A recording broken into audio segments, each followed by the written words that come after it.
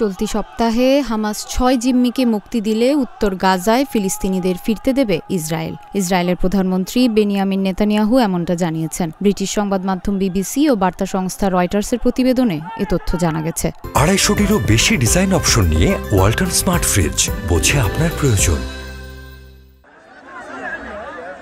Benjamin Netanyahu বলেছেন, Hamas এই সপ্তাহে আরও বন্দীকে মুক্তি দেবে। যে ৬ জন বন্দীকে মুক্তি দেওয়ার কথা, তাদের মধ্যে ৩ জন আগামী বৃহস্পতিবার মুক্তি পাবেন। বাকি ৩ জন বন্দী আগামী শনিবার মুক্তি পাবেন বলে জানিয়েছে নেতানিয়াহুর কার্যালয়।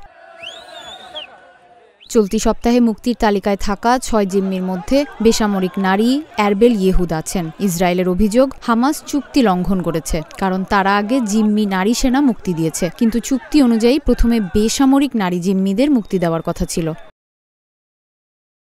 হামাসের হাতে থাকা জিম্মিদের মধ্য থেকে এই ৬ জন বন্দীকে মুক্তির বিনিময়ে ইসরায়েল সোমবার থেকে ফিলিস্তিনিদের উত্তর গাজায় যেতে দেবে। ফলে মধ্য ও দক্ষিণ গাজায় আশ্রয় নেওয়া ৬.৫ লাখ ফিলিস্তিনি উত্তর গাজায় ফিরতে পারবেন বলে আশা করা হচ্ছে।